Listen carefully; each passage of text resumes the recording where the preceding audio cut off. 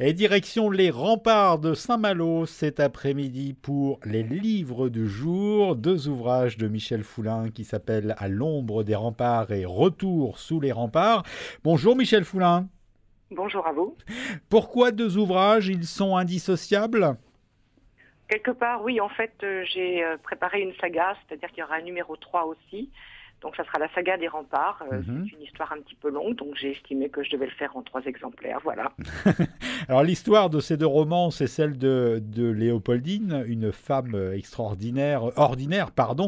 qui connaîtra un destin extraordinaire. Que va-t-il lui arriver? Il va lui arriver beaucoup de choses. C'est une femme qui est née tout à fait au début du XXe siècle et qui s'est mariée très très jeune puisqu'elle n'avait que 15 ans et qui s'est malheureusement retrouvée veuve au moment de la guerre de 14-18, seule avec 5 enfants.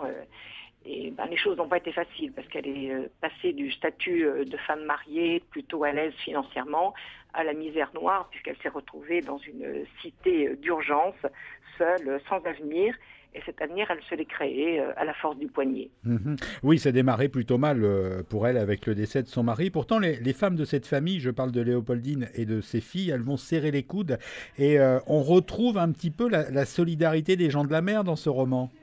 Tout à fait. Des gens de la mer et puis le caractère bien trempé, je crois, des femmes de Saint-Malo, oui. Alors, on dit qu'elle va réussir, mais elle va réussir de quelle façon, Léopoldine ? Eh bien, presque par hasard, je dirais, puisque un jour où elle cherchait effectivement des solutions pour se sortir de la misère, il lui est revenu qu'enfant, sa mère lui avait appris à tresser la vannerie. Et donc, elle a commencé par tresser un panier pour les pêcheurs, une bourriche. Et elle l'a proposé aux pêcheurs sur le port. Et tout de suite, les pêcheurs ont été emballés. Et puis, d'une bourriche, elle est passée à plusieurs. Et puis voilà, l'histoire a commencé comme ça. Et grâce encore une fois à son courage, à sa ténacité, eh bien, elle a réussi à se construire un avenir pour elle et ses enfants. De fil en aiguille, si j'ose dire, donc elle a remonté la pente. Alors ça, c'est pour la première partie, si j'ose dire, à l'ombre des remparts. Et puis il y a la suite, Retour sous les remparts. Et là, on voit que la famille a évolué. On suit plus particulièrement dans cette deuxième partie la vie de la petite fille de Léopoldine, Soisic, c'est ça? Oui, tout à fait, oui.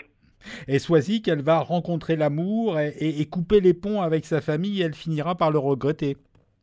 Absolument. Elle a fait ce que font beaucoup de Malouins, c'est-à-dire que arrivé à une vingtaine d'années, on trouve que il n'y a pas trop d'avenir professionnellement parlant. Donc elle a suivi un bel Italien, elle s'est retrouvée à Paris et puis là, les problèmes ont commencé aussi pour elle et elle a fini par revenir dans son cher Saint-Malo et elle aussi se construire un avenir. Bah oui, parce que quitter Saint-Malo, on a l'impression que c'est dur de vivre à Saint-Malo, Michel Foulin. Je pense pas que Non, ça... c'est pas dur de vivre à Saint-Malo. Je pense pas que ça soit le cas. Non, pas du tout. C'est même le paradis, Saint-Malo. Mais, non, puis c'est pas moi qui vous dirais le contraire.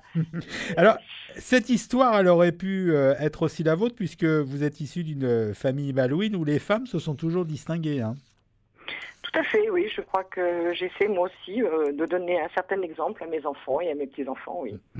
Comme dans tout roman, il y a un petit peu beaucoup de vous dans ces pages, dans À l'ombre des remparts et Retour sous les remparts.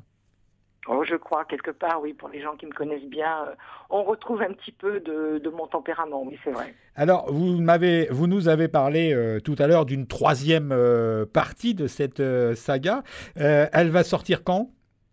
En fin d'année, si tout va bien, mais je suis en train de changer de maison d'édition, donc pour l'instant, je ne peux pas donner de date fixe, Oui. mais je pense en fin d'année. Il y a un titre déjà ? Oui, tout à fait, L'héritage des remparts. Ah ben voilà, il y a toujours le mot rempart. Oui, c'est le dernier de la saga. Merci en tout cas d'avoir été avec nous, Michel Foulin, cet après-midi sur France Bleu Berry. Et bonne fin d'après-midi du côté des remparts de Saint-Malo, où j'imagine que comme dans le Berry, il ne fait pas très beau aujourd'hui. Nous avons quelques nuages gris, mais bon, là, il y a un petit peu de soleil qui semble vouloir arriver. Et c'est bien connu, en Bretagne, il fait beau plusieurs fois par jour. Merci à vous, Absolument. Michel. Merci à vous. Merci d'avoir été avec nous sur France Bleu Berry pour nous parler donc de À l'ombre des remparts et Retour sous les remparts. C'est paru chez Pascal Gallaudet, éditeur. Et, comme d'habitude, bien évidemment, ces deux romans, je vous les offre au 02 54 27 36 36. Vous êtes la première ou le premier à notre stand.